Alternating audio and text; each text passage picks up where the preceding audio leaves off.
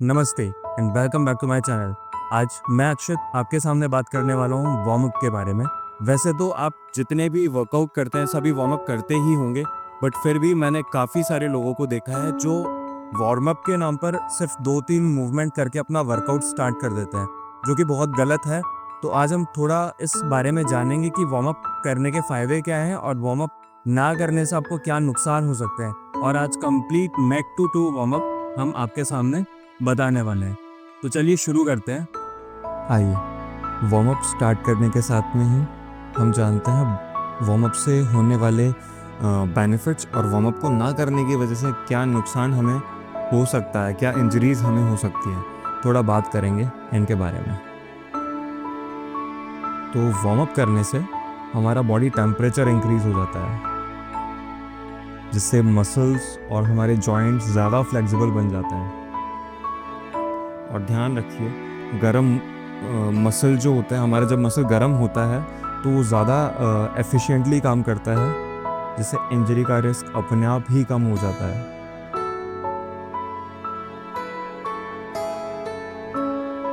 Second है, warm up करने से हमारे बॉडी में ब्लड सर्कुलेशन इंक्रीज हो जाता है, हमारा कार्डियक आउटपुट बढ़ जाता है, हमारी हार्ट रेट धीरे धीरे बढ़ती है, जिससे कार्डियक आउटपुट बढ़ने से हमारे सारे जॉइंट्स तक, सारे मसल्स तक, टिश्यूज़ तक, सेल्स तक फटाफट जल्दी ब्लड पहुंचता है, जिससे हमारी बॉडी में ऑक्सीजन सप्लाई बढ़ जाती है।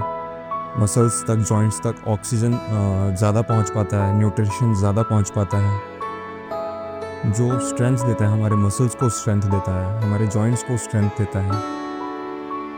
और थर्ड है, हमारे वार्म अप करने से साइनोवियल फ्लूइड रिलीज़ होता है, हमारे जॉइंट्स के लिए बहुत अच्छा है। ये हमारे जॉइंट्स में लुब्रिकेंट का काम करता है, इससे हमारा मूवमेंट स्मूथ हो जाता है। जैसे आप देखते हैं ना, आप गाड़ी चलाते होंगे, बाइक चलाते होंगे, उसमें आप ग्रीसिंग करते हैं जिसकी वजह से स्मूथ चले। ऐसे ही साइनोवियल फ्लूइड हमारे जॉइंट्स में ग्रीस का काम करता है, जिससे हमारे जॉइंट्स स्मूथ चले, उनमें फ्रिक्शन कम हो, इसकी वजह से आपको इंजरीज कम हो, आपका मूवमेंट फास्ट हो पाए।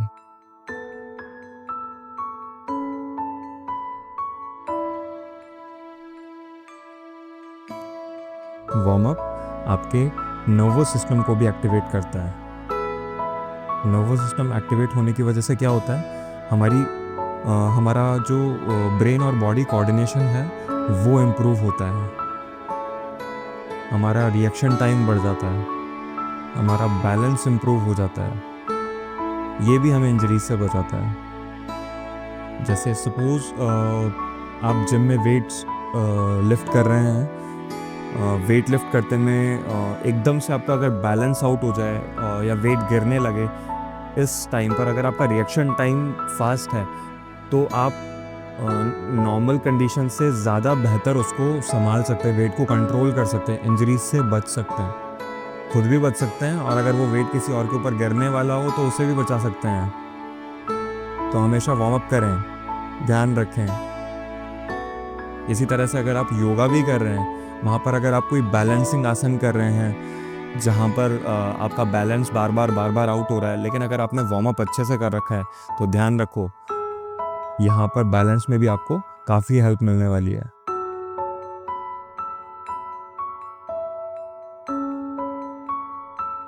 आपकी बॉडी मेंटली प्रिपेयर हो जाती है। वार्म अप करने से आपका ब्रेन एक्टिव होता है, किसी भी तरह की फिजिकल एक्टिविटी के लिए आपका ब्रेन रेडी हो जाता है उस टाइम पर, कि हाँ ठीक है, अब हमारी बॉडी कुछ करने वाली है, कुछ फास्ट मूवमेंट्स करने वाली है, तो हमारा ब्रेन अभी एक्टिव है,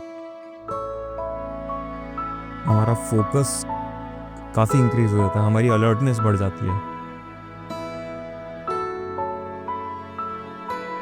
और जो वार्म अप के नाम पर 1-2 मूवमेंट कर लेते हैं ना, उनके लिए कुछ एडवाइस हैं, उनको हम थोड़ा बता देते हैं कि वार्म अप ना करने से क्या होता है। अगर देखिए, आप वार्म अप नहीं करेंगे ना तो आपका मसल कोल्ड है, ठंडा है आपका मसल, ठीक है, और ठंडा मसल ज़्यादा टाइट होता है, ठीक है, उसमें इलास्टिसिटी कम होती है, तो बिना वार्म अप के आपका मसल टियर होने के चांसेस बहुत ज़्यादा है। वार्म अप मसल्स को हमेशा स्ट्रेची, इलास्टिक बना देता है, इससे आप मसल टीयर होने से, किसी भी तरह के स्ट्रेन से बच सकते हैं। मसल इंजरीज से आपको बेसिकली बचाता है ये।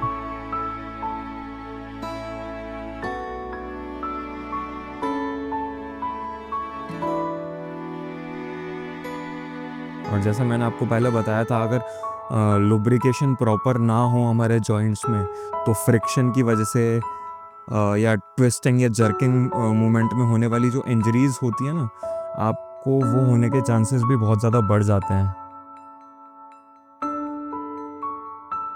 और अगर आपने वार्म अप नहीं किया है तो सडन लोड या फिर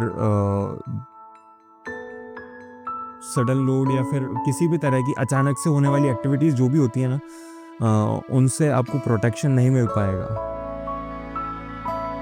वार्म अप धीरे धीरे आपकी बॉडी को एक्टिव करता है, तैयार करता है कि आप अब फिजिकली थोड़ा सा एक्टिव होने वाले हैं। तो सीधा सीधा वर्कआउट शुरू ना करें कभी, नहीं तो स्ट्रोक मिल सकता है मसल्स को या जॉइंट्स को, किसी भी तरह की इंजरी को आप इंजर्ड हो सकते। तो अभी आप वार्म अप के बारे में लगभग सभी जान चुके हो। इस वार्म अप को हमेशा अपने वर्कआउट से पहले ऐड करें। और इसी तरह की और वीडियोस के लिए हमारे चैनल को सब्सक्राइब करें, लाइक करें और बेल आइकन को प्रेस करें।